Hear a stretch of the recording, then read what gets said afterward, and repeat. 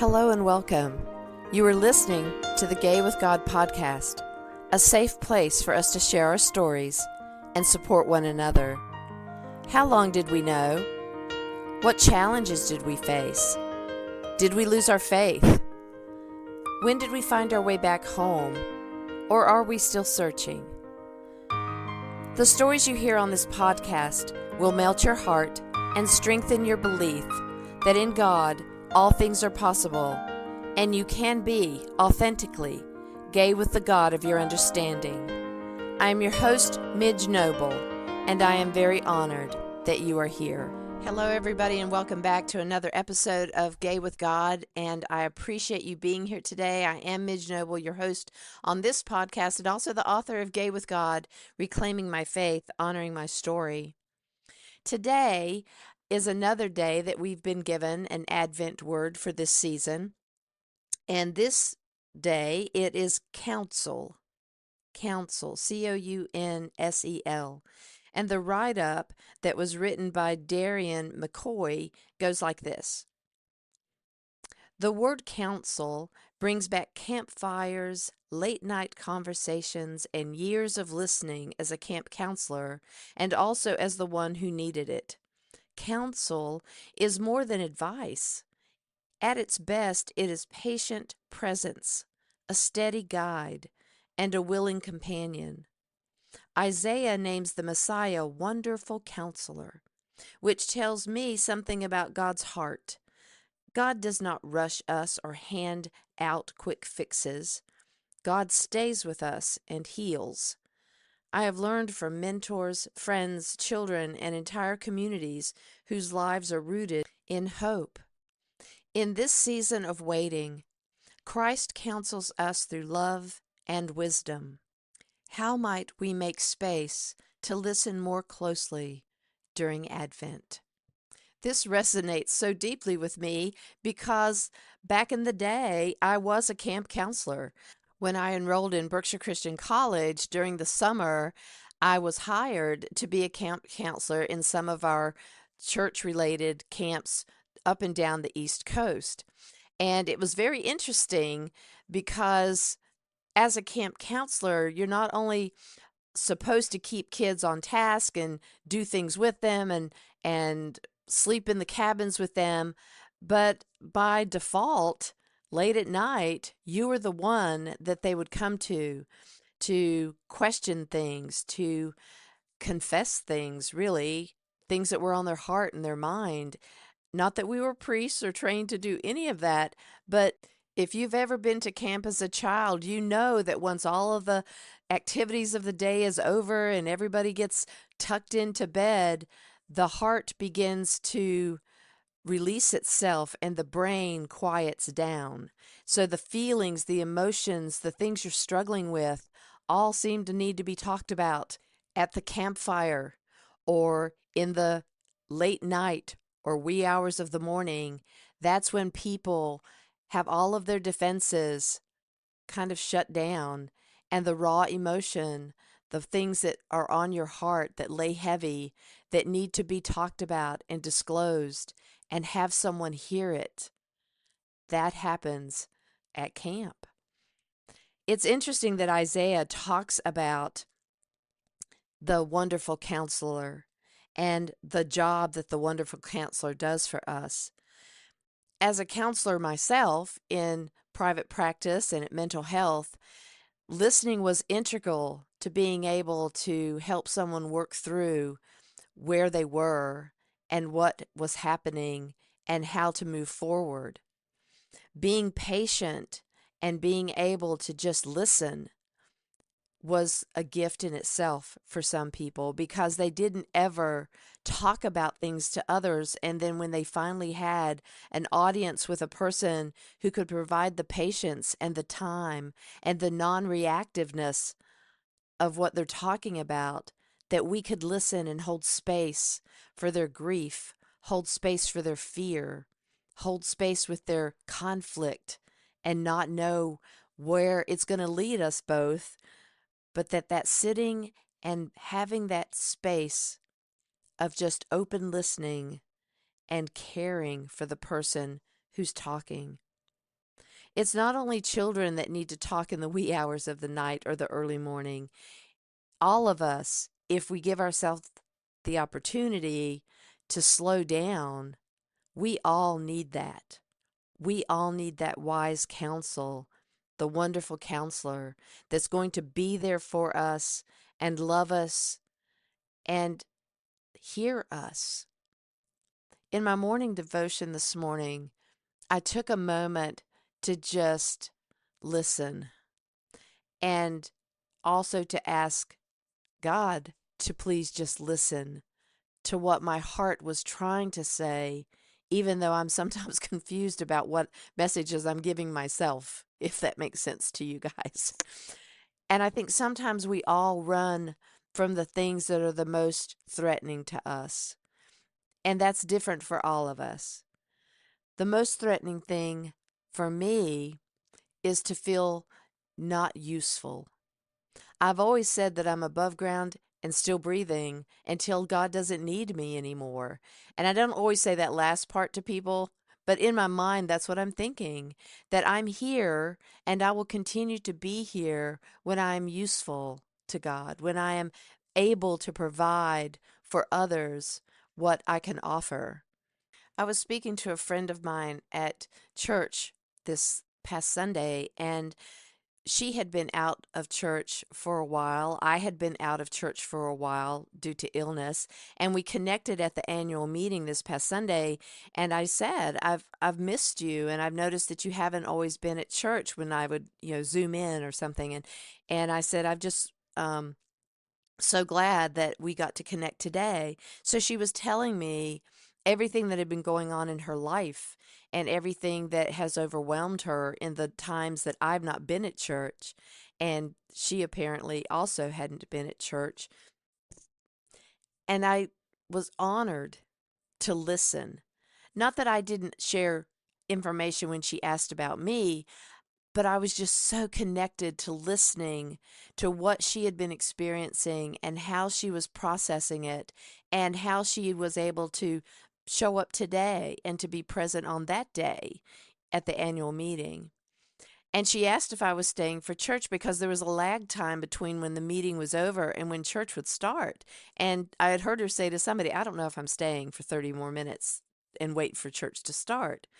And I didn't say anything. And then later, I was getting ready to head up to the sanctuary, and I turned and said, "Are you staying?"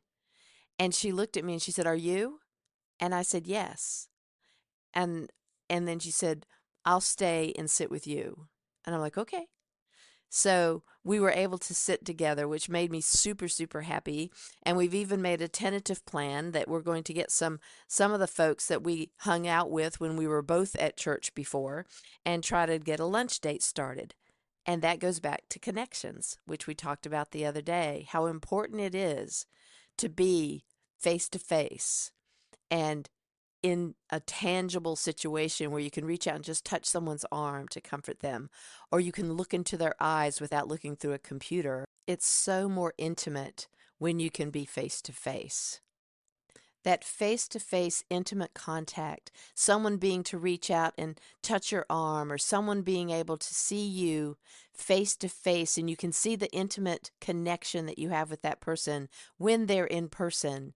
And they can also give you verbal feedback and reflect back to you what they're hearing that you're saying, which brings even more insight to us at times when somebody just says it back to us. We're like, oh, is that what I said? Is that what I really meant? I think that's the wise counsel that I miss when we're talking about a relationship with the God of our understanding or with Jesus or the Holy Spirit, is that it really is not tangible in the same sense as it is when we are together in person, you and I, or with our most cherished friends. It is a different level of intimacy when I'm sitting in devotions and I'm listening for the Spirit to lead me or to help me understand a part of Scripture, or pouring my heart and soul and everything out to God, and yet I don't have that verbal feedback. I don't see God looking at me physically. I don't see or hear the actual words that God would say to me. One thing I know for sure, though, is that there have been times that I have sat and I have put my intentions into that sacred space and I have poured out my heart. I have asked directly for what I want and what I need. I may not be able to hear the voice of God audibly. I may not be able to actually feel his arms around me in a comforting hug, but I feel the sense of peace inside. I feel a nudge at times after I've done that. And I know a direction that I need to go, or I have a thought in my head that tells me what direction I might need to explore. It doesn't always take me to the door right away that I need to go through. I seem to be on a um, one of those roundabouts that people have done now for cars, and you go through this roundabout, and people are coming in, and you're exiting out, and it's a little chaotic, isn't it? But you always have a choice to get out of the roundabout, and you just have to either know where you're going or you take one and then you may have to come back around and go again. And that's sort of my relationship with God, I think, is that I'm in a roundabout and I will ask directly for something and then I'll get a nudge and I'll follow that nudge that may take me somewhere else that may be a great place to be, but maybe not where I thought I would be. And it would be something that I was maybe meant to do, and then I would need to get back in the roundabout and try another door or another exit. And that's why I've always called my whole professional experience as a hummingbird. It is as if I am flitting from place to place, and yet I'm where I'm supposed to be whenever I go somewhere and I do whatever it is that I have been called to do, and then I may flit somewhere else. And I have always followed those nudges, although early on I didn't know I was doing it. I just got the impulse that I needed to be here or there, and I would go. And maybe I always read it wrong, and God was just graceful in giving me a purpose in a place that maybe I wasn't supposed to be. I don't know all those answers. But what I do know is I really agree that as a wise counselor and as a wonderful support system to us, that God is present and that God will and always has been here for us and been a support system. And I kind of like the idea that it's not a quick fix, right? If it was a quick fix, we never would be able to get down to the depths of the healing. It would be surface healing. And when we're able to struggle a little bit, when we are able to talk it through and get different opinions from different mentors or different friends, that everybody can see our issue from a different perspective, which gives us a wide range of roundabout exits that we can take and see where it leads us. Now, I'm not expecting you guys to just willy-nilly go out there and just do impulsive things.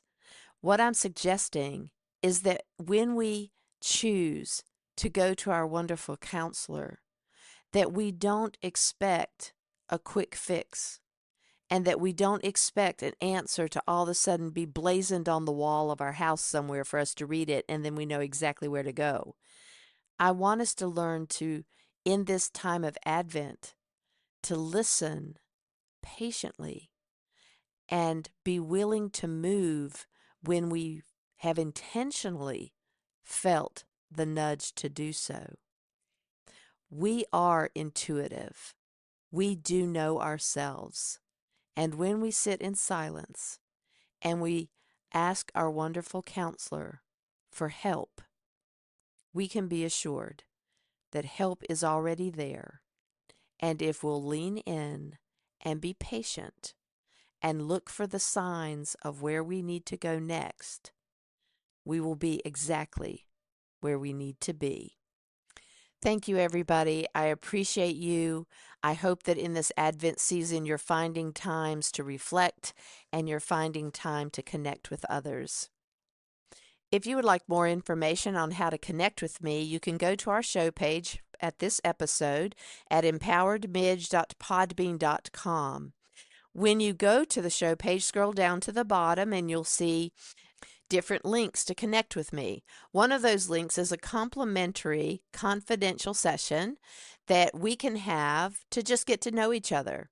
If you're interested in ongoing coaching, we can talk about that then. And if you don't need ongoing coaching, then our visit will not have been wasted. It will have been exactly what we both needed at that time.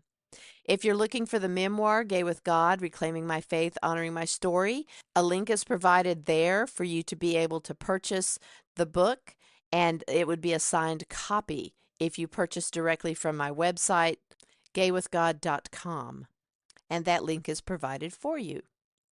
You'll also find a link to actually be on the show. If you want to request a taping to tell us your faith journey and your coming out story, I would love to have you as a guest, and I would appreciate being able to bring your story and honor your story on this format. If you'd like to connect in person through a group, we do a Zoom group every month called My Faith Journey. To be a part of My Faith Journey group, you will go to Facebook and find the Gay with God Facebook page, and you can then be alerted when the next group is going to happen. There's a great group of people that are meeting for My Faith Journey, and we talk about serious things, we talk about fun things, and sometimes we just talk. And there may not be a specific topic, but we're always open to letting that flow. And sometimes I have a specific thing, like right now we're reading Richard Rohr's book, The Tier of Things, and that's been really fun. And we're on chapter 3 now for all of you members of the group listening. We'll be doing chapter 3 this next month. And so it's always a nice way to connect and to have people that you don't know or couldn't ever know because you're too far away from each other. So My Faith Journey, go to Gay with God Facebook page and sign up, answer all the questions so that I can invite you inside. If you are listening to this podcast and are questioning whether you can be gay and be in a relationship with the God of your understanding, if you identify as LGBTQI+, or not even sure if you are gay, God has always been within you. Even when you didn't know it, you have always been gay with God. Thank you, everybody. Stay tuned to see how you can join the Gay with God community. And as always, you are loved. I want to invite you to become a part of the Gay with God community. How can you do that? Stay connected by messaging me your thoughts and comments in the comment section under the downloads of the show on the Gay with God show page. Subscribe to this podcast wherever you listen and share so we can increase our community outreach and be a light to those who are struggling to claim their faith. Consider being a sponsor so I can highlight your service in our community. We are all worthy of respect and a relationship with the God of our understanding. I want to thank you in advance for supporting this podcast. Together, we as a community will keep this show visible and our community stronger. Deep gratitude to my friend Tim McClendon of Tim McClendon Music for allowing me to use an excerpt from Interlude 4, a song found on his CD entitled Sundance.